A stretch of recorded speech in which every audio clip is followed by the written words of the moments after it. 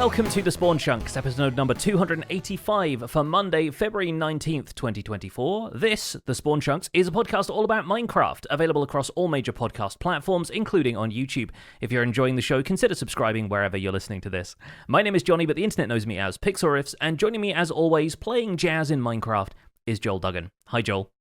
Hello, and if you would like to hear a little bit more about jazz music, the old guard in Minecraft, and 50th birthdays, not mine, then you should listen to the Render Distance. That is the extended version of the podcast. You can get that at patreon.com/thespawnchunks. If you consider joining at any level, you get access to things like our Discord and access to special events like the monthly Minecraft Hangout coming up this Saturday, February 24th at 10 a.m. Atlantic. That's UTC minus 4 hours, or 2 p.m. in the UK. That's where Johnny and I hang out with our patrons and look at screenshots of what they've been building in Minecraft and discuss them. There's show notes to follow up with later after the fact if you can't join the live broadcast, but it's a lot of fun and we hope to see you there. The Discord also has a lively Your Base channel where people share screenshots of builds throughout the month in the meantime, and I'm very excited to talk about what some of these folks have been building on the Hangouts, so looking forward to that event. But in the meantime, we've both been playing Minecraft ourselves this week, and why don't you kick us off, Joel? What's new on the Citadel? Well, there's not a lot to show, so the screenshots are going to be some very basic before and after, but I am either delaying finishing the town because I can't sort out the data pack, or I am just letting the completionist in me take over as I am going through the Spruce River, which is what I've renamed the West River in the valley, because the West Hill River and the West River were too confusing. I was like, okay, I need to call this something else. Yeah. There's a giant taiga biome that basically borders the entire river, so it made sense to call it the Spruce River. It was a suggestion from some people in chat. And basically, it's one of the last, if not the last, rivers in the immediate area that still had like sand and gravel and clay along the border. There's a couple places that were not that smooth, like kind of janky Minecraft generation from before Caves and Cliffs, right? So the area was generated in 1.16 or 1.15. And so I went through and I smoothed out the edges and I got rid of all the sand. And that's really all I had time for this week. A couple of streams where I was just kind of going in and smoothing out the riverbed and making sure everything looked great, and walking into the valley and kind of making a mental note of like where you could see the river, where things needed some attention and where they didn't need attention, like where you just really can't see stuff, and leaning into some happy accidents. Like I found a weird little pool of water at the top of one of the cliffs, and I thought, you know what, I'm just going to make a little stream. We'll have a little waterfall here and it'll be able to be seen from miles away, and that will take care of this really big, ugly brown cliff, and I don't have to do as much with it if there's a cool waterfall to look at. And so I've got a few things that I've added to my to-do list, which is not the goal. it's try to check things off. But ultimately, all I did was, smooth out the river banks, smooth out the river bottom. I haven't gone through with the bone meal to add like all the seagrass and some kelp and things, because I ran out of time. But I have gone through in a couple of places where there's like a spot for potentially like a fisher hut. There's a bridge that connects the path to the north of West Hill, and there's one other place near a farm where I felt like it might be a place where players might stop. And so I've added rocks, like custom boulders and stuff within the river, but they only just serve a purpose of like a way to break up all the green seagrass. And so they weren't really ornate. They weren't difficult to make, just 4x4 bricks, with either andesite or stone, maybe have a little bit under the ground, that kind of stuff. And so the next phase will be swimming through the whole northern part of the river and hitting it with some bone meal, thinning it out in places that it looks a little bit chunky. And then I'll go through at these other points of interest where I've got these rocks, do the same thing that I did before, where I'll add in dense seagrass. I'll make some specific choices with either azalea bushes or drip leaf or something to say like, hey, this is probably a pretty spot that you could stop. There's actually one of those spots just before you cross the bridge where it might make sense to have the player kind of veer off for a quick second, go, oh, wow, there's a potato field. And with the render distance up, you can actually see the front gate of West Hill in the background. And so it's really cool to see like, oh, wow, I'm kind of coming around the corner. The trees are parting and you can kind of see the river and the sunshine and the wheat fields and stuff. So it's a fun view. And it's nice when you can kind of cultivate those experiences as a player might enter into your zone that you've been working on for so long. But that's it. Like there's really nothing more to report other than just the easy on the brain but time intensive idea of sculpting a river that's a couple hundred blocks long, if not several hundred blocks long. I like the idea of, especially once you've built up so much and you've got like your entire city built in the world, having areas that are almost intentionally the spots where people would like get out of the car to take photographs.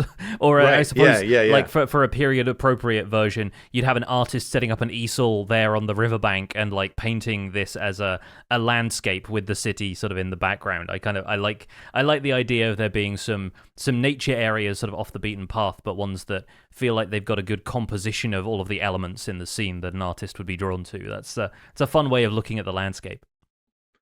And it's a nice way to have everything within render distance when you're walking through the West Hill Valley look like it's been touched and tweaked, even if it's just a little bit. Like there are some cliffs where I'm just like, that's a huge cliff. I don't really want to do like landscaping around this entire thing. I just planted some extra trees, waited for them to grow up, and sure enough, I spaced them out evenly. They're big spruce trees. They tend to cover a lot. So the big brown ugly cliff got covered by 2 or 3 spruce trees, and there's still some brown there, but like it's mostly a more interesting composition from a depth situation where the tree kind of sticks out more. You see the tree and you don't see the cliff so much as what you're looking at. And so there's little things like that that you can do to help cultivate that feeling of like you should stop and take a picture here when you don't have to put in a ton of work, because I don't want to make another to-do list as long as my arm Yeah. as I'm trying to complete this area. And so I find that limiting yourself to like, okay, I really am only going to let myself do a couple of points of interest, and the rest of this is just really not going to be seen from, I think it was like the bridge, the farm, and the potential fishing hut location. And if I couldn't see it from standing at any of those 3 spots, I didn't worry about it. It wasn't a big deal. And Yeah. so I feel like being economic in these choices help, because if you don't, then you're just sculpting stuff underwater that no one is going to see but you right then, because Yeah. you're never going to be down there again, you know? Yeah. You can sort of see the appeal of people claiming plots on servers and sort of sticking to a very specific set of dimensions for like, I'm going to do this 500 by 500 area and that's going to be it. Because, yeah, the to-do list Right. just becomes longer and longer as you go further and further out, and everything expands from the epicenter of what you've been working on, which is the town itself. And I'm thankful that we have an understanding on the server of, not encroaching on people's areas. And even though if we did, we're all friends enough now that it would be easy to work together. Someone would be like, hey, I want to build this here. I don't know what to do with this space in between. Like, let's work together and come up with something.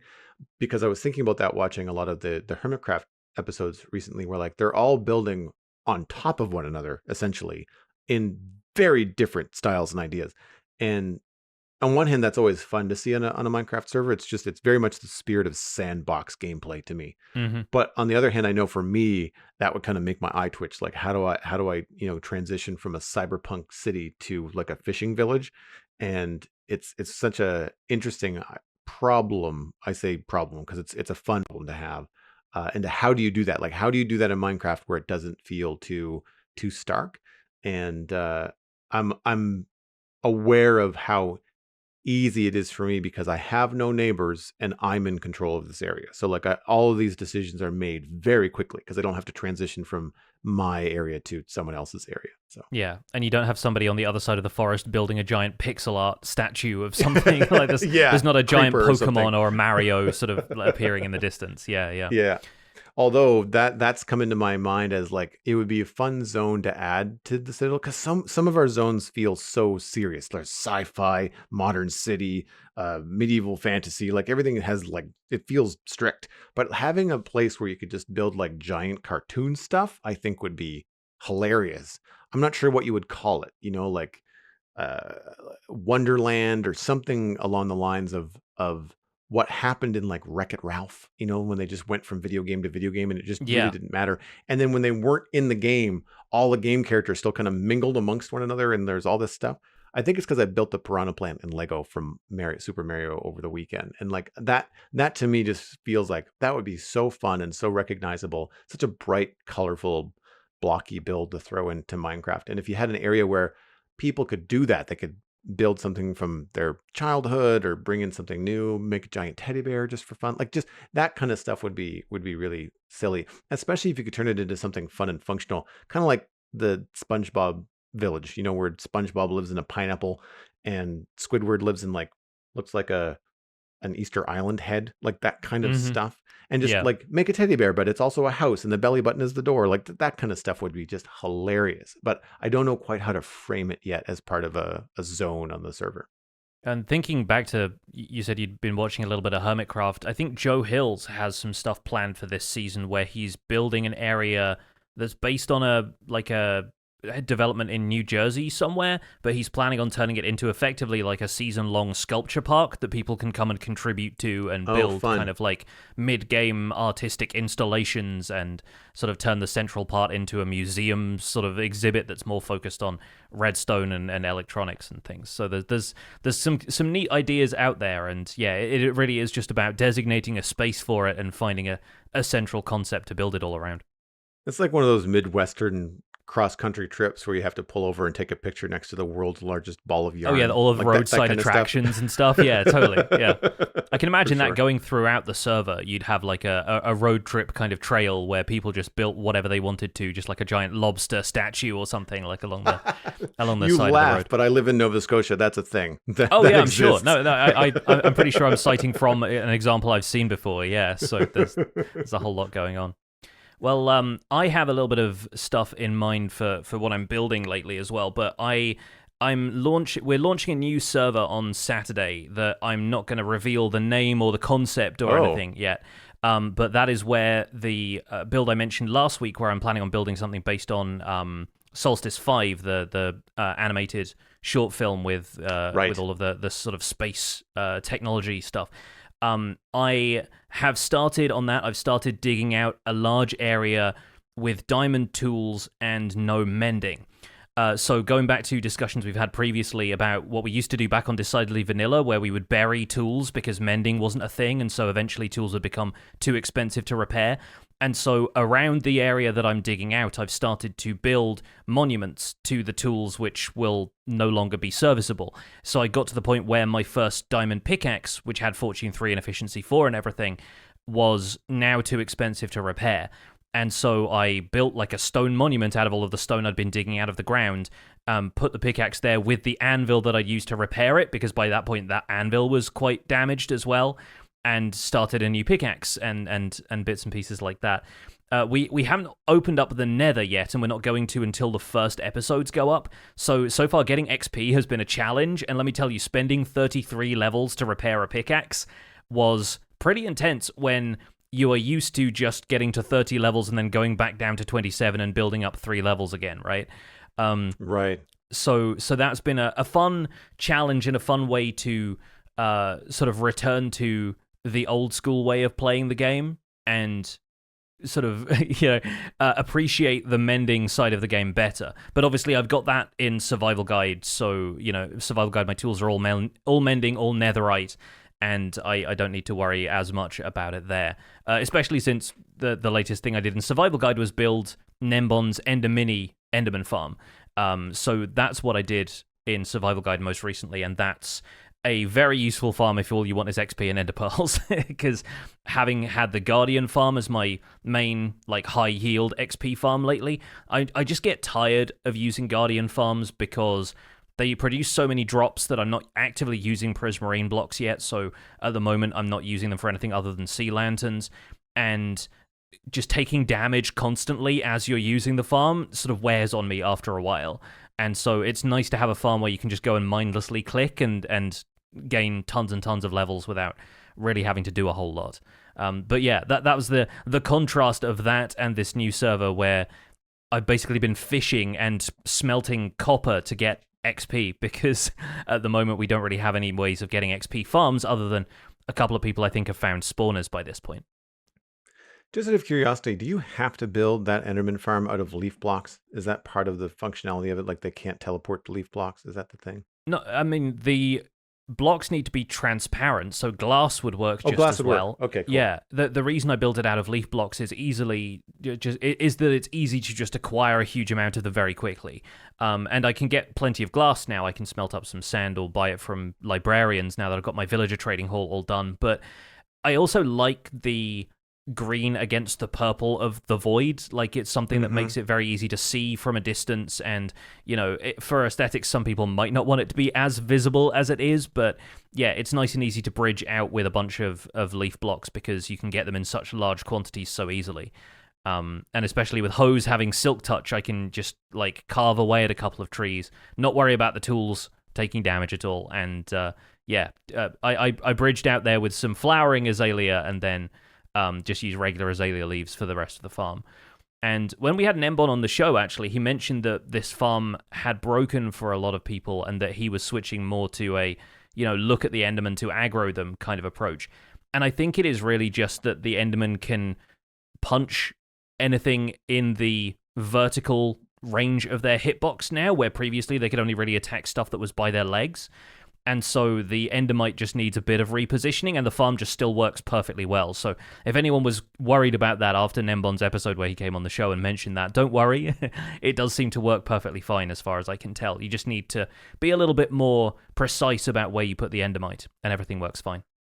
We'll have to take a look at ours on the server. It's a slightly different. It's never really been the best in terms of yield because I wanted the Enderman to be like a one-hit punch. So instead of being at the very bottom of the world, the platform is up at the top. I think it's I have full damage based, 2 platforms, I think. The platform is at like Y30 or something. I can't remember what the exact location it is, but the Endermite would be in the old position, so probably still reachable from the Enderman. But whether or not they can smack it before they fall down the hole, I don't know.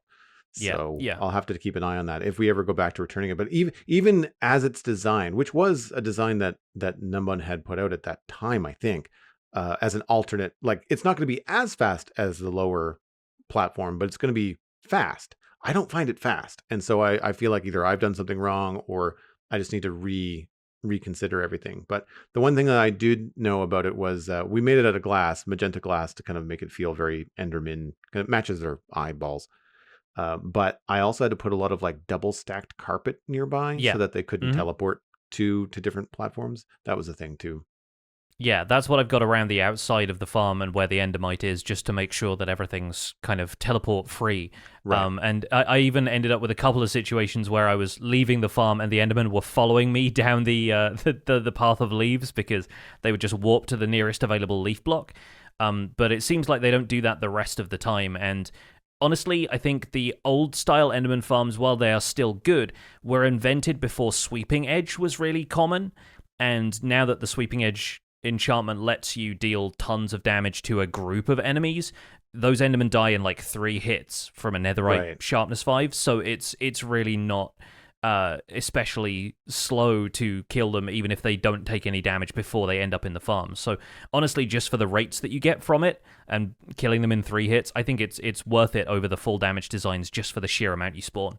Better to adjust. I'm pretty sure I left the original platform and just built a higher one, like thinking that if this doesn't work out, I want to be able to go back to the original platform without issue.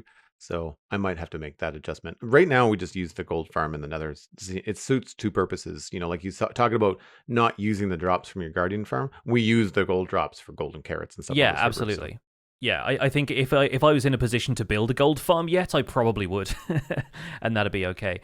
The other thing I've done this week is play Minecraft Bingo with a bunch of friends, which we mentioned briefly in the render distance, so I'll keep it brief here. But it made a really fun change from playing solo and going for best times, playing with groups. We did a kind of free-for-all and then a 3v3 match, and it's a lot of fun playing with people. So once again, I'll shout out playminecraftbingo.com. Is the place to get this specific download. It has the original map by Lorgon and the new and improved version by 9einser. I recommend checking out both of those if you're a Java player and fancy playing some interesting mini games.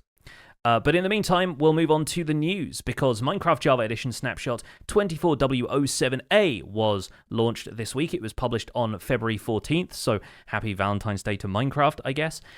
Some known issues in this snapshot, they headed up with that because the fall damage reduction for the wind charge is not currently working, so anybody who's been testing their jumps and trying to avoid taking fall damage would be unpleasantly surprised by how much you end up taking.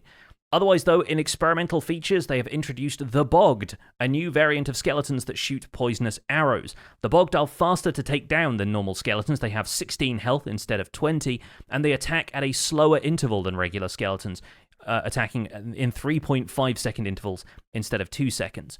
They have a chance to drop arrows of poison when killed by players, and the mossy and mushroom-covered skeletons spawn naturally in swamps and mangrove swamps. They can also be found spawning from trial chambers in some trial chambers that have the right configuration.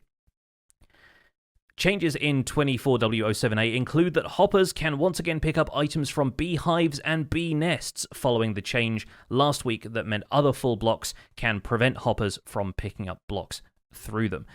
Technical changes in 24W07A, the data pack version is now 32, which introduces a couple of things. It adds the tag does not block hoppers for blocks that will never disable a hopper when placed above one, and the gameplay tag panda sneeze loot table for drops when pandas sneeze. There are a few bug fixes in 24W07A, a lot of them related to the wind charge, so we'll summarize a few of those here. Wind charges were unable to go through non-solid blocks. When projectiles were reflected from the breeze, the projectiles would deflect in the opposite direction in Bedrock, but in Java, they would always deflect downward. That has now been fixed, along with breezes being able to be damaged by a wind charge, and breezes not being affected by the looting enchantment when trying to acquire wind charges. Hopper minecarts with a full block above them were searching for item entities to pick up again after that bug got fixed. Blocks which typically negate fall damage failed to do so from falls after using wind charges, so if you're falling onto hay bales or beds or something, that was causing additional fall damage. Wind charge bouncing causing fall damage after exiting water was also a problem. Wind charges were negating all fall damage that didn't occur below the hit point, regardless of whether the fall was caused by the wind charge or not. Full damage was conserved between game modes with the wind charge, so you could switch from survival to creative and then take damage. And wind charges shot from breezes no longer exploded and instead were deleted upon hitting breezes after being deflected. So all of that stuff has been fixed, and there's a longer list of bug fixes and other tweaks that you'll find at the Minecraft.net changelog linked in our show notes. As far as the bug fixes for the breeze and the wind charge, it just sounds like a lot of refinement. Just things not quite behaving as they anticipated, and noticing a couple things once it was in the game, and different scenarios pop up, and they're kind of squashing those as they see them as we march towards the eventual addition of the breeze into the game. I mean, it all makes a lot of sense to me. I haven't yet really found a use for me for the wind charge, but the fact that they're making these adjustments so that it has a predictable form of use and behavior when it's either shot or shot at something, I think that it makes a lot of sense. Yeah, I think the difficulty with wind charges for me, in terms of seeing them as a practical thing to use all of the time, is the fact that they're consumable, which is naturally going to be a thing regardless, because it makes sense for them to be consumable for a lot of reasons. But I think if I'm going to be using them to, like, you know, boost a jump so I can get up onto a roof that I'm building a little more easily or something, it doesn't feel as good to have those be consumable. And I guess your counter argument to that is that rockets are consumable and we use those constantly, but rockets are much easier to farm in large quantities.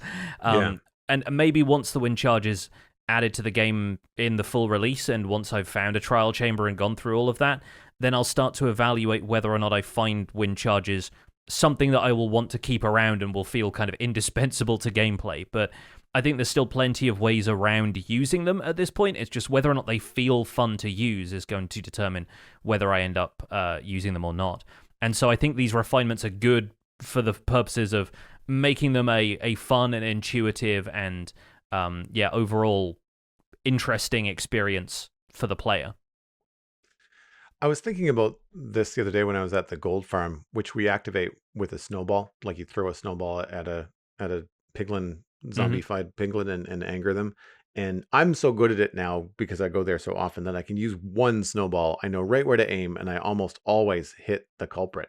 And I thought, at one point I should make like a snow golem farm where we can like have an unlimited supply of snowballs. Well, there's one single chest, not a double chest. There's a single chest at one point that I filled with stacks of snowballs, which only stacked to 16, and we've not even cracked it in Hmm. terms of the use. So I wonder, depending on how much you can get from breeze farming wind charges, once you get like a couple of stacks, like, is that going to be enough for like the rest of your gameplay? You know, like, are they going to be something that you need hundreds of, or are you going to be good with like a few dozen and you're never going to go through them because of the use cases that you find for them just aren't going to require as many as we currently think you might need because they are consumable? Yeah, well, I've been having that conversation with myself with the Enderman farm, is that I've got a double chest there that fills up with Ender Pearls. Right. Once that reaches capacity, I throw the rest of them into the void because I don't need them. And there are definitely people out there who use Ender Pearls way more frequently, but for me, so often I find that the benefits are outweighed by my, I guess, lack of experience with them, so I'm not very good at throwing in a way that will get me to exactly where I want to go 100% of the time. And if it doesn't do that, then it causes me more problems because I'm losing health, and then I'm on the other side of the build that I want to be on top of. And so I do wonder, yeah, if wind charges are going to fall into the same category as Ender Pearls, where some players will swear by them and other players will just see them as an unnecessary frivolity. How do you feel about the bogged? I feel, I feel like it needs a 2-syllable name. I want to call them the Bogged because I Yeah. feel like bogged just feels like an ugly word in the throat somehow. And I wish there was like a better way of like it's a single syllable the same way drowned is. So I feel like I should be more comfortable with it, but there's just something about getting your mouth around the word bogged that for whatever reason has been the sticking point for me. But as I think that the fact that the name is my major quibble proves that the mob itself is fine. And I think it's arriving at a good time too, because I remember people being unhappy with the Drowned being a zombie variant so soon after the Stray and the Husk were added. And Drowned obviously have been refined in their use and now drop copper instead of gold, so they feel more useful in that sense. And I think once something is useful, people tend to give it a more of a pass than they do if they're just looking at a mob critically at face value. But I think it was almost an inevitability after skeletons holding poison arrows were added to the trial chambers, and I think this is a good revamp of them. They are, easier to spot at a distance. They look distinct. It is less goofy than skeletons holding the poison arrow in their offhand, which might have been more difficult to see at a distance, so you can't really assess the threat in the same way that you would with, the difference between a skeleton and a stray, for example. So I think the addition of the Bogged is a good one. I don't know if they're going to make swamps and mangrove biomes more painful to build in or, go hunting for slime or whatever. But I think adding them to the overworld also feels like it gives them more legitimacy than just keeping them in trial chambers. I think it's a good idea to add them to biome spawning as well, just to lend some variety to the overworld and make them, unlike the Breeze, make them less exclusive to the trial chamber experience. For the most part, that's where I landed as well. I thought, they're fine, but they obviously are an addition to the overworld because they wanted the challenge of having a poison-tipped arrow firing skeleton in the trial spawner, or the trial chamber rather. And I agree with you. I think having a better silhouette, moving the arrow from the hand, having them look distinct, different color, that all helps in terms of like what you're dealing with in a trial chamber. I think it will make gathering mangrove wood from a mangrove swamp a bigger pain in the butt than it already is now. But I mean, you can also get creepers and zombies spawning in there too, drowned because of all the water stuff around. So like, it's not without its dangers. I guess you just have to have your head on a swivel. And I think I was already like that in the swamp as well. I'm forgetting that I made a perimeter in my swamp for the witch hut. So I removed a lot of the spawnable ground. It's all Mm-hmm. water. Like I made like a one deep water circle around the witch farm. So I don't have nearly as many spawns on the surface in a swamp as normal because of that. And so my memory of what spawning is like in the swamp is a little bit skewed. I haven't been to an untouched swamp at nighttime in a long time. So we'll have to see how that goes. I kind of thought it was strange. If it wasn't for the trial chamber section of all of this, then the Bogged feel like a minor update edition as opposed to a major update Yeah. edition, you know? And I think that's why I have to remind myself, no, it's mostly about the trial chamber. It's not really so much about the overworld. It's a nice tie-in, but I think the experience that they're going for is meant to be more of the challenge in the trial chambers, because I'm not really bothered by them. Now, I'm not a PvP guy, giant asterisks. Like, that's not really one of the things I get out of Minecraft. So I'm not going to be looking for poison arrows. It's cool that they drop them for people that want them, but like, that's not something that I'm interested in. It's fine. I think that my biggest hangup is, like you, the name. Now, I don't know why. Stray, that's fine. I know exactly what you mean if you say stray. Precisely, I know what you mean. Bogged just does not seem like it has. And I think part of it is that Bogged could have very easily been what you called the drowned, right? That could have Yeah. easily been a name for. When I think Bogged, I think Swamp Thing, right? And I think drowned zombie more resembles Swamp Thing than say these bogged skeletons. I mean, I don't know whether people are just going to call them bog skeletons to get an extra couple of syllables in there. Mossy skeletons would have been an option. I would have been fine if they called them mossy skeletons. That would have been fine.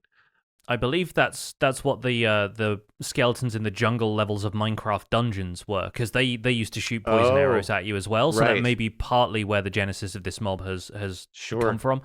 But yeah, the other thing is that, like, it evokes the imagery of bog mummies, like preserved bodies of people can be found in like peat bogs and stuff from historical digs and archaeological digs and whatnot. But those are usually a lot better preserved.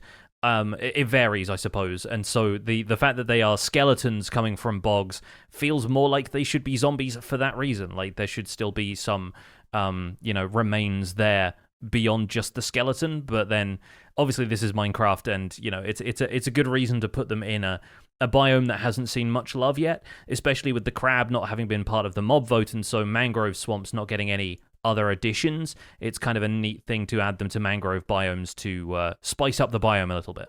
Yeah. Mental note, first time I encounter one, when they're added to the game, I'm name tagging him Pete. Yeah, absolutely. That's ripe for puns, of course. The other thing I wanted to highlight from this that was a good thing is the changes to hoppers being able to pick up stuff from beehives and bee nests, because that allows for honey and honeycomb farming again, because those were the only farms in which I needed to collect items from within a solid block. And it's part of the mechanics of those blocks that the item generates within, like, it's one of the only things where the item appears in the center of the block mechanically by default, and it's not being glitched into there by, putting an item into a block using a dispenser or something. And I think that makes sense to add as an exception to hopper behavior. So I think it's a really good idea that they've done that, because it's the occasion on which I think players would intuitively want to have a hopper right there to pick up the item. And otherwise, the randomness of direction with which the items get spat out is just going to have players putting a pad of hoppers around every bee nest, which is going to, increase the amount of hoppers. And that sort of has a counterintuitive effect on what they wanted to do with this, which is put solid blocks above hoppers to prevent them from causing more lag by checking for items constantly. So yeah, it makes a lot of sense. They've done a good thing by not reverting that change, but adding an exception for beehives and bee nests specifically. I think it is very similar to what they're doing with the wind charge, right? Like, you make a big sweeping change and then you realize, okay, no, we've got to make some exceptions, make some very special use cases. Things like the hopper minecart searching above full blocks again, like just little things they didn't expect to happen when you change the behavior of hoppers to then make sure that everything is still going to function the way that they intend to, and that you can still use full blocks in situations where you want full blocks to be used above a hopper, in which case you have to use a hopper minecart. And I think that makes a lot of sense. Yeah, like that's what people rely on hopper minecarts for in a lot of collection systems now, is picking up stuff through full blocks. So yeah, the idea of eliminating that behavior, I'm sure, was causing a bit of a concern within the technical community. But yeah, it seems like everything is on the right track, and I don't see any of the changes or the kind of tweaks in this being especially controversial. I'm just looking forward to them putting the wind charge in a slightly better place in terms of the full damage reduction, so that players can get stuck in and see what fun stunts they can do with the wind charge at that point. Moving on to email this week. If you would like to email the show, the email address is spawnchunkmail@gmail.com. A little bit of housekeeping off the start here. The email form on our website on the spawnchunks.com is not working. It has been taken down, so it can't be mistakenly used, but it looks like it has not been working for a couple of weeks. So if you've emailed through that form, please feel free to resend your email to spawnchunkmail@gmail.com. We will be working on a new solution. It's a miscommunication between our website platform and our hosting provider, and we'll get a solution up there as best as we can. But spawnchunkmail@gmail.com still works, and honestly is probably one of the better ways, because then you have control over the subject line. You can indicate to us that you're a patron or not. You can also have a nice snappy subject line so we know what your email is about. In an effort to keep the inbox lighter to read and emails easier to include in the podcast, please keep emails to a single topic and as concise as possible. Short and sweet increases the likelihood of being included in the podcast. First email comes in from Brenrob, helping builders. Hi, Pix and Joel. The discussion on quality of life features for builders got me thinking about a unique item to assist the building process, a quote-unquote ghost block. Ghost blocks are a way to prototype your build. They would be a semi-transparent craftable block available in stair, slab, and full blocks. They would act like an air block so mobs and players could pass through it. The player would not be able to place any blocks on ghost blocks except for other ghost blocks. They would need to be insta-mined and pop whenever another block is placed in their location to be collected again. Some use case examples would be things like testing if a bridge would look better if it was 2 blocks wide or 3 blocks wide, or if a room should be 9 by 10 blocks or 7 by 10 blocks. Ghost blocks would provide a way to easily prototype and iterate on builds like a more basic Litematica overlay. Brenrob died from shame after his email got so long. So first, I'm going to let Brenrob say that your email is a great length. And for those wondering, it was about 150 words. So just no worries, Brenrob. You're good. Quite enjoyed it. I think this is a neat idea. I mean, you use Litematica. I've never used it. So I'm curious to see how you would feel about something like this. Yeah, I think the real strength of Litematica is not necessarily in prototyping builds so much as it is in allowing you to easily copy-paste builds from one area to another, or overlay a blueprint that you've built in a creative world in survival. And obviously people use it for a variety of different things. It's quite a versatile tool, but I think this is a cool idea. I think independently of the Litematica comparison, my first thought was of angel blocks, which were a thing in Sky Factory, and I forget which mod introduces them. But they were a thing that you could effectively just place in the air block directly in front of you, with no attachments, with no supporting blocks. So it allowed you to just place a block in midair, and from that you could then build onto it, which is not what this idea is at all, but it just kind of triggered that memory in my mind. I like the idea of introducing a way to measure builds. We were talking about, a ruler overlay or something that allowed you to kind of place blocks out, kind of measuring how far out you were doing something, or how tall a build was, or something like that, eliminating the counting process from what you were doing. And I think to an extent scaffolding already fulfills some of this purpose, although obviously without the stair and slab variants and the ability to kind of insta replace them that Brenrob was suggesting. So that functionality I think is a cool thing, but when it comes to measuring out areas, like if you're trying to figure out if a room should be 9 by 10 or 7 by 10, I think scaffolding does that pretty well already. You've just got to be prepared to use it. And I think a lot of folks, when scaffolding was introduced, went through this phase of, am I going to use it to frame out a build and then climb on the frame to create the build? And a few people like took to it and some people didn't. And so if there was a way to kind of prototype the prototype, if you like, and introduce ghost blocks in a way that you could just test, do players build with these? Does this actually make it a simpler process for players to build stuff like this? I think it's all about testing the tools beforehand and trying to work out what an intuitive experience feels like if you want players to have this exact experience.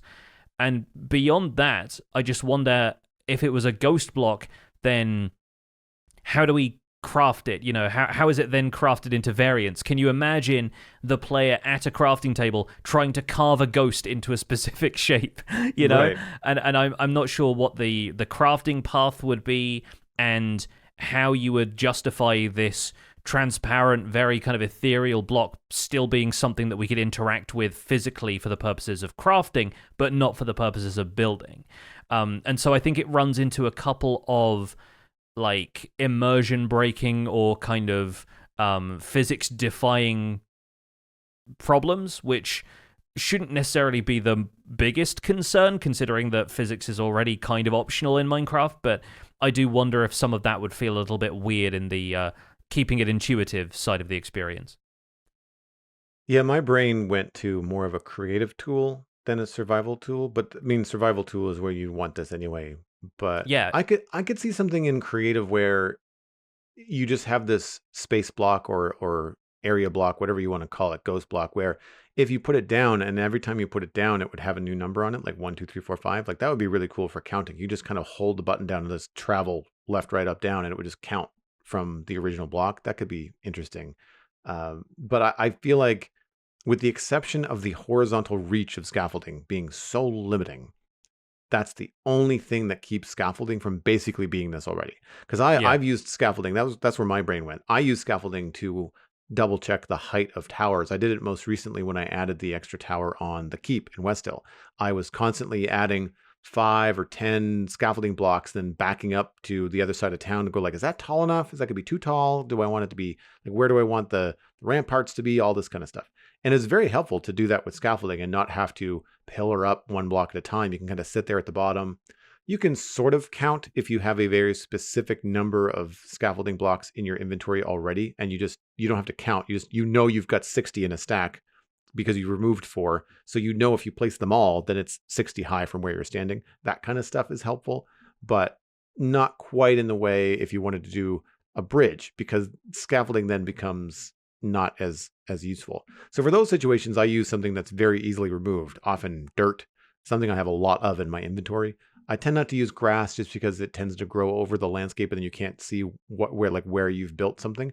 A lot of the times I end up using stone. It's not the easiest block to remove, but so much of what I've been doing in Westhill is made of stone. So I might as well just use something that may or may not be replaced. Like maybe I'll only replace about half of it because I'm going to keep the natural stone there anyway. It's also something I have a lot of, so I'm not worried about, not being able to have a few stacks of stone to span like a river or something like that. But I like the idea, but I agree with you in that there's that immersion breaking of like, it's part UI and part building block. And so I feel like the scaffolding is kind of what we've got in terms of functional thing in the game to do this with. And being instantly breakable, like if you use one base block and then you build everything on top of that, then you can take down a scaffold instantly by breaking a single block instead of, multiple blocks. And the other thing with this is that you would need to use scaffolding anyway if you're working vertically, because if you can't collide with this ghost block, then you'd still need to pillar up somehow in order to place it vertically. So I think after a certain point, it sounds like a great idea in principle, but you'd run into some issues with it that would feel like it stops being an intuitive block to use after a certain point. Like, I like the thinking that's gone into this, but I'm not sure this is our solution, It sounds like it would be an incredibly cool tool to use as a content creator. If you, after you've built something, you want to illustrate to somebody, hey, this is 9 blocks by 7 blocks, or this is a 15 tall block tower. Like if you wanted to kind of draw those lines outside of it, like right now people would just use Minecraft blocks, but if you had something that was very distinguishable from anything that you've built, like this is meant to be a UI tool and I'm using this to show how high or wide something is, that could be fun for people doing tutorials and things like that. Yeah. Maybe there's room for something like that in future, but I think with we can't count content creators as the main reason to add stuff like this. So yeah, we'll see if Mojang themselves have any ideas for improving quality of life for builders in the near future. In the meantime, we'll move on to CJ's email. CJ is written on the subject of refreshing old things. Hi, Joel and Pix. On episode 281, you mentioned that you've enjoyed seeing more things getting a bit of a refresh in minor Minecraft updates. I've been enjoying this as well, with spider eyes getting a new use in breeding armadillos, decorated pots getting a stack of storage space, and camels eating cactus. I love that cactus and spider eyes, which have been in the game since Alpha 1.0.6 and 1.0.0, are getting additional uses. As someone who's been playing the game since before they were added, it's really nice seeing old items getting refreshed 14 years later. Are there any specific items in Minecraft that you would like to see refreshed a little bit? Cheers. CJ died after choking on a tough rabbit hide, as he decided to eat it since bundles have yet to be added to the game. So I was actually just talking about this the other day on stream, and where my mind went, even though it's not the oldest item, I think slime balls could be used in crafting more things. Not necessarily slime blocks. They seem to have a lot of uses, but slime balls specifically don't really do much other than leads and making slime blocks, right? Refresh me and let me know if I'm correct there. But I was collecting a lot of flowers. Again, not sure what to do with all of them because I'm not using a lot of them. I use specifically a lot of white flowers around West Hill. But I was thinking it would be nice to have dye blocks, and using something like slime, one slime in a grid of another 8 dye blocks around that to make a colored block, but something with texture to it. So not like red or yellow concrete, but something that might have a little bit of texture, sort of like coral perhaps, but then not limited to being placed near water and having your full range of the 16 colors that are available, from the different dyes in Minecraft. That to me would be a really cool use for slime balls specifically. Also, I was thinking like sticky lanterns, and this is a little bit weird and fun, solving the no lanterns on walls problem in a very Minecrafty way. You're not creating a new piece of iron to stick it to the wall. You're like, no, why would I do that when I have slime balls? I'm just going to put a bit of goo on the back and just stick it to the wall. I don't think I want to see the slime behind the lantern because that would be a little bit weird, but it would be even fun, more fun if it made like a little squish when you put it on the wall. In addition to the little, you have like a clank when you put a lantern down now, and it would be neat if it kind of made like a clank and a squish because you have like a sticky lantern. Stuff like that I think could be more fun. And then the last thing that I got to was pitcher pods and torch flower seeds. I was looking over a list on the Minecraft wiki of different items. Now these are brand new, so this isn't necessarily things that are old that need more love, but this is something that's new that really only does the one thing, which is plant a new plant. And I like the idea of when they add a new item to the game that does more than one thing. It would be cool if you could use these seeds, maybe even other seeds, to go back to the original email about older stuff from CJ about things like maybe wheat seeds or beetroot seeds or different seeds. If you can combine those with something like wool to get maybe a different textile, because the wool textures, they're okay, but I don't really find that I can use them that often. And if you could use torch flower seeds and pitcher pods to create a new textile, I think that could be really, really fun too. Yeah. I think there's a lot of great ideas for reusing old items, but I still find it very difficult to think off the top of my head of items that don't have enough uses, because the game is really good at hiding some of those uses away. Like, to use your example of slime balls, I think the one people always forget about that's kind of mind-blowing when you remember it is that you can craft magma cream. And that allows for, if you've got a blaze farm and a slime farm, you can skip magma cubes altogether because you can make magma blocks, you can get fire resistance potions, all of that stuff comes through slime balls. And slime balls have just recently had the frog breeding part added to it. So thanks to G the Bee in our live chat for reminding us about frog breeding. So yeah, there are, again, these little ways in which some of those older items are now being recycled in. And I think one of my favorites, although it doesn't, get a great deal of use after that, is the fact that tripwire hooks have been a thing in the game for ages, and previously players used to craft them en masse to get trap chests, but then that was back in the time when you couldn't put two regular chests side by side because the code wouldn't allow you to, because it would try and join the chests together. And so since that's been eliminated, the only thing players typically are going to craft a tripwire hook for is a redstone contraption or a crossbow. The crossbow added in 1.14 with pillagers means that the tripwire hook got a new lease of life there. But I don't see that many people using crossbows, and you can get them from pillagers, so I guess it doesn't necessarily even out that way. But yeah, I agree with CJ, first of all, that rabbit drops could have more uses. I do recall when the bundle was added and we had the discussions about the bundle, people were reluctant to kill rabbits just for the sake of it. So maybe adding stuff for rabbit hide is not going to be the best idea, but it does eliminate the sense of redundancy that I think rabbit drops currently have. Right now, the only thing that interests me about rabbit drops is that sometimes they're an item in Minecraft Bingo that I have to get, but the rest of the time I leave rabbits well enough alone. I personally like the idea of using more unique feeling items like Totems of Undying for something other than their current purpose, because they aren't a crafting ingredient, they cannot be crafted, they are not crafted into anything else. They're just an item that you hold and it's like a tool, it's just there to save your life if you put yourself in a dangerous situation. And I like the idea of them being almost like a form of currency. I've talked in the past about having a villager who maybe buys one from you along with a bunch of emeralds, and then they can change the weather or something like that. And I like the idea of those being used for something a little different. And the other one that occurs to me is Nautilus shells and Hearts of the Sea, which are currently both only used to craft the conduit. And once you've made a conduit that you can take with you to use like a beacon, the only other reason to have more of them is if you want to expand into a much larger ocean area or use them for lighting, which I've done in the past, but I don't think most people are that interested in doing, especially with Hearts of the Sea not being renewable. So I would like there to be something we could do with those, maybe crafting like a seashell block, or, you know, craft that together with sand or dirt or something to enhance beach biomes. And it could be an aesthetic block, but it could still have additional uses for Nautilus shells when otherwise you can't really do a whole lot with them. So those are my pulls from the list of items. But I think it is worth noting that, having looked through that list of items on the Minecraft wiki, there are so many that I think, wait, no, that has like 7 or 8 different uses. I just don't use any of them too frequently because there are other paths to getting to the results that those items give you. This just came to me while we were chatting earlier, and I added it in quickly, so I haven't had time to really brainstorm. But I'm curious to get your feedback on ender pearls, because we can use them to teleport, we can use them to make Eyes of Ender, but there's not anything else that we can really do with them. Correct me if I'm wrong, but seeing as you now have a ton of ender pearls, like, what would you like to do with them that you currently can't now?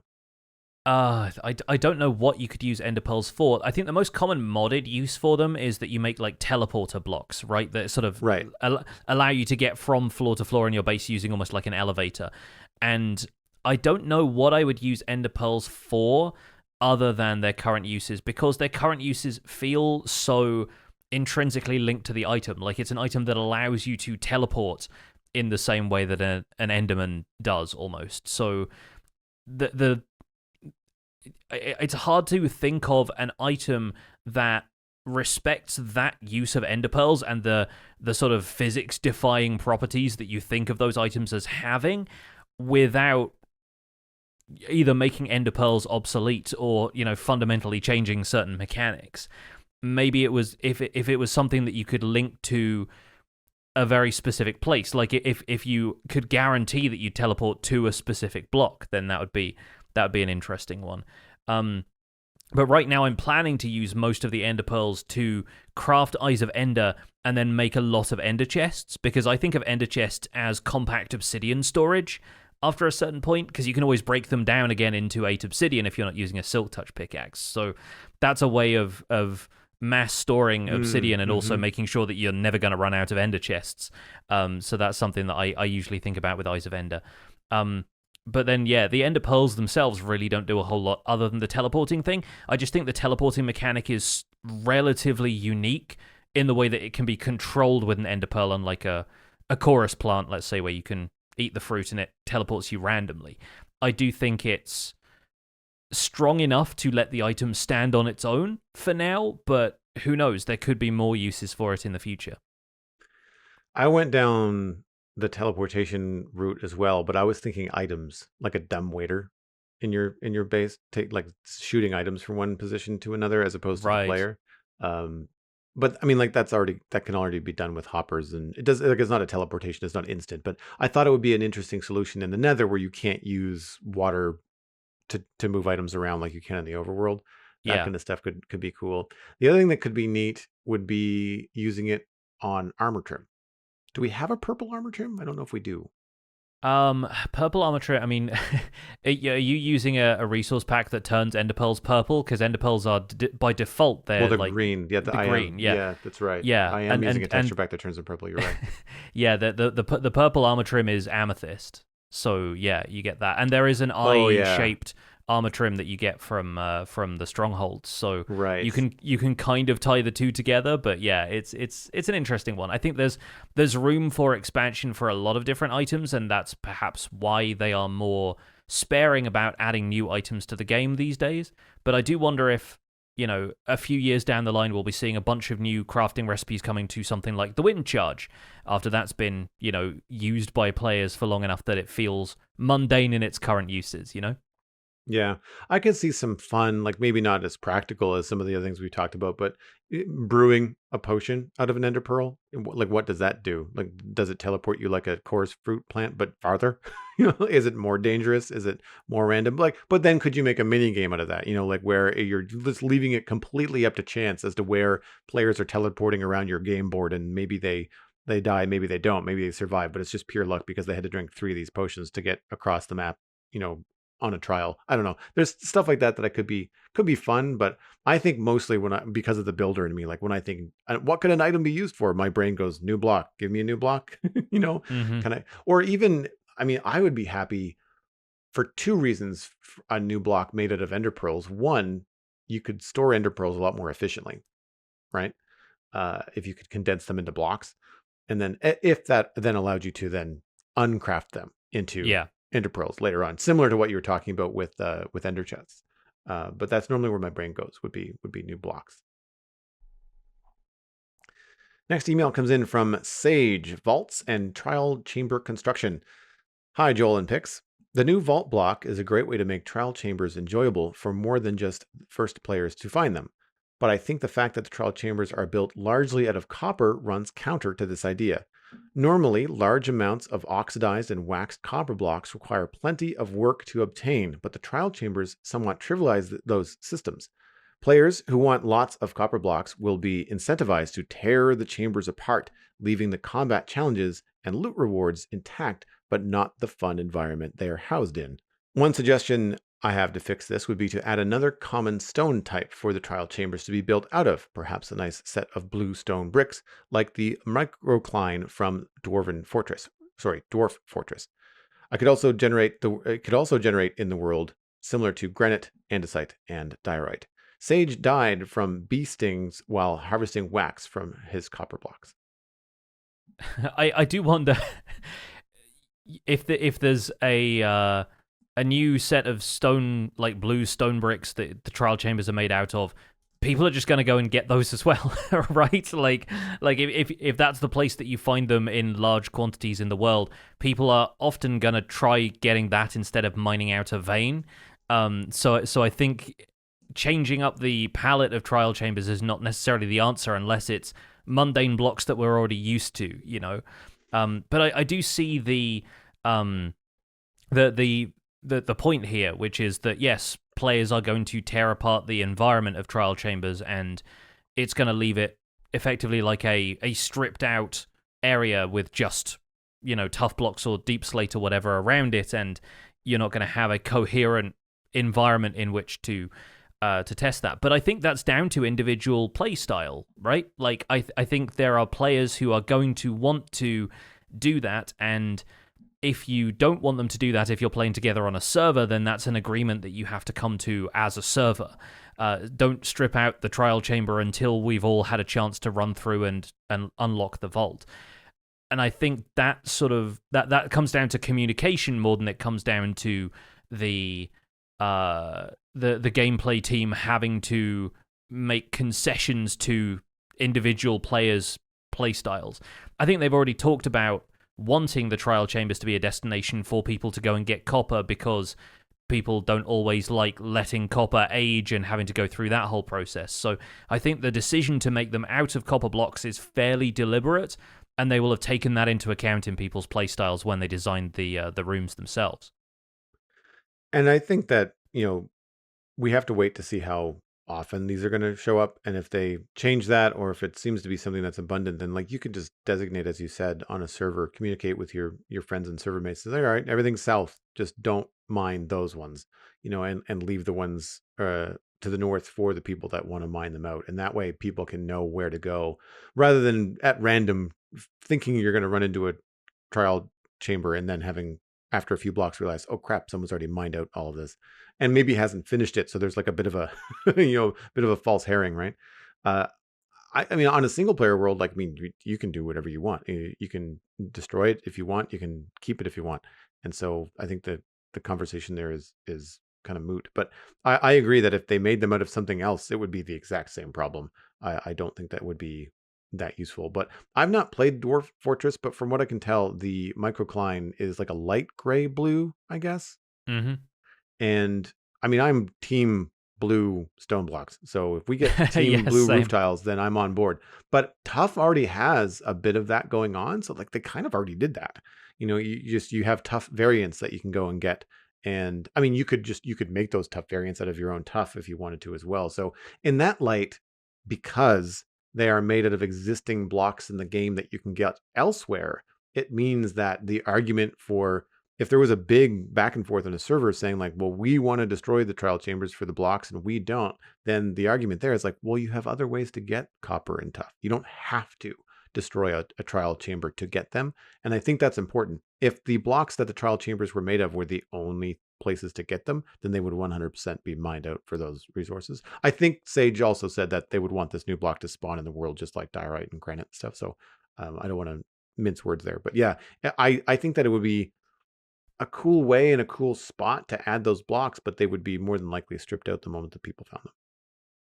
Yeah. And I think, having played around a lot with copper at this point, there are certainly ways to get hold of copper in veins and in certain biomes. Like you go to a dripstone cave, there's copper everywhere. You find a copper vein mixed with granite. You can do a lot of mining there. And it's entirely possible for players to indulge in that habit of going out mining for materials instead of, stripping out a trial chamber when they find it. Now, they're not going to. They're going to go and find the pre-made sections of material regardless.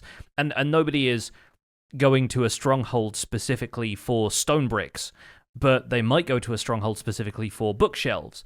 Like, I recently raided a woodland mansion instead of getting bookshelves for an enchanting setup. And I think that that kind of playstyle is totally fine. Like, even if it means destroying something that feels like a permanent feature of the world and a structure that you want to preserve, it's all just going to come down to playstyle. I am absolutely, like you, on board with there being a new block in the game. Like, I'm not going to argue with new light grey blue blocks.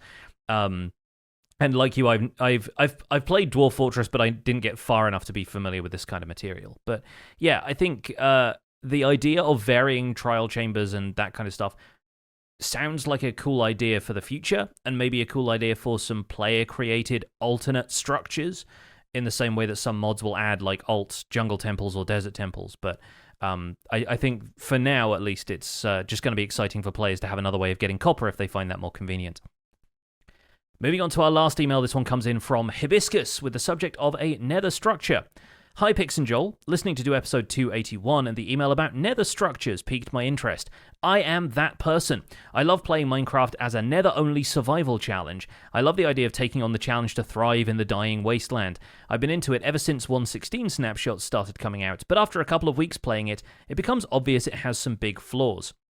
In response to the episode email, I'd like to add the idea of transitional biomes that are the blend of two existing ones. For example, Crimson Plains would be an intermediary step between Nether Wastes and Crimson Forests. I feel the current transitions are quite harsh, going from a lifeless cavern to a lush, dense forest. What do you guys think? Hibiscus has reached the goal. Post-mortem. Everybody died. No happy endings today. I find some of the nether biomes to be harsh transitions as well, and I think a lot of that lands on two specific biomes, the nether wastes and soul sand valleys, because they are very samey when you're in them. And then when you see them up against something like a basalt delta or a crimson forest, the borders of those feel very, very harsh Hmm. altogether. Whereas there's so many different vertical transitions in a crimson forest, even when it butts up against a warped forest, their color changes immediate, but it doesn't feel quite as bad because it's not like a rolling plane. It's very jagged and often kind of jumping up on different floating islands, and there's all kinds of different things happening vertically. And so I think that's one of the reasons why the nether wastes stick out to me.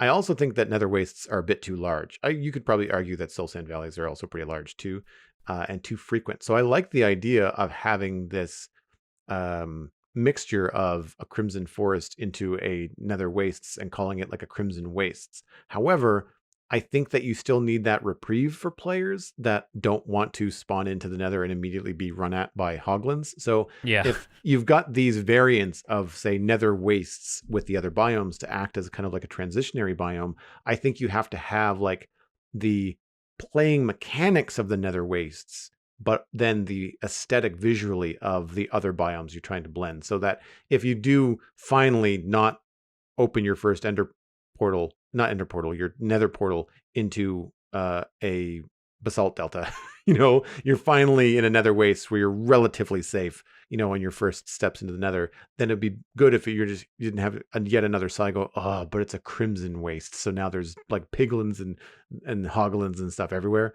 So I think that would be the only caveat that I would have, is like I'd want it to be something that would be visually blending, but not necessarily bring those mechanics closer to where you want to start your nether adventure. Yeah, I can see where this line of thinking is coming from, though, because the overworld has, like 50 biomes, and the nether, even though the changes feel recent to people and the nether still feels fresh as a result compared to what it used to be, still only has 5 biomes. And I do wonder if there is still room for expansion in that sense, and transitional biomes like, say, going from a jungle through the sparse jungle biome into a plains or a forest or something like that feels good in the overworld. And so I like that, and I think it's got some merit. It's just whether or not you feel like the effort is better spent introducing new biomes and therefore new resources to the nether, or if it's worth just making the landscape feel smooth. And for what it's worth, the nether is not meant to be a particularly pleasant place, so I think the idea of making the nether aesthetically pleasing in a way feels counterintuitive to the experience of being in that dimension in the first place. But as usual, I will advocate for being the change you want to see in the world. And if you feel like you care enough about the aesthetics of your environment, if you feel like a nether native at this point, that is the game creating objectives for players to act on, and it feels like it should be for the player to smooth that transition and to create a transitional biome as a challenge to yourself. I think it'd be a really fun way to play the game, is to, introduce a natural nether ecology that still respects the biomes that you find there, instead of transforming the nether completely, adapting the nether and allowing it to have like a more subtle transition. Makes perfect sense to me. So I recommend giving that some thought and giving it a try yourself, and maybe even coming up with some custom nether biomes of your own with the blocks that we already have. And obviously you're not going to be able to apply that to the entire dimension, but applying it to the areas that you're traveling in more frequently is going to make the whole thing feel a bit more coherent. I really like what I've seen players do over the years in something like a mushroom island, or is it called a mushroom field now? Yeah.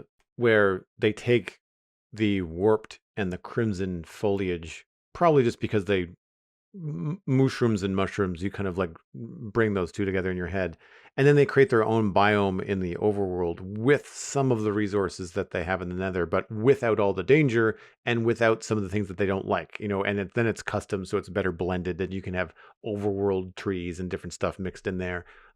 Acacia tends to look pretty cool when you mix it up with nether colors. So stuff like that I think is really, really interesting and cool. I've also seen that happen where people have like their nether portal where they have like the nether portal is kind of barfing out the nether into the overworld, like it's taking over.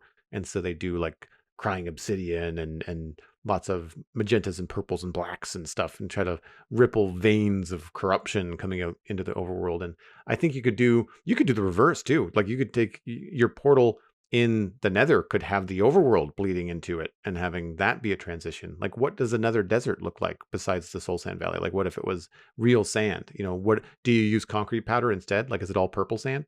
Who knows, right? You could do some really cool stuff.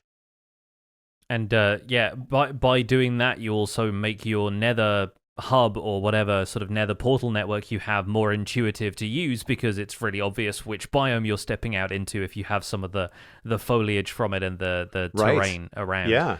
Which is a smart way of doing things. I recently saw a post on the Minecraft subreddit which was posted as a controversial opinion, but somebody was arguing that you should never look for pretty landscapes to build in. You should look for the uglier looking landscapes, because a pretty landscape in Minecraft should be preserved, and then the ugly ones are something that the player themselves can work on by either building there or terraforming and adapting the landscape so that it looks closer to the kind of prettier rolling hills with lush forests and that kind of stuff. Like, so I think the Nether can be an example that you can take from this. Like, if you find some aspects of the Nether beautiful, then work to preserve those while modifying the aspects of the Nether you don't find aesthetically pleasing, and work to create the harmony that you want to see from the Nether biomes.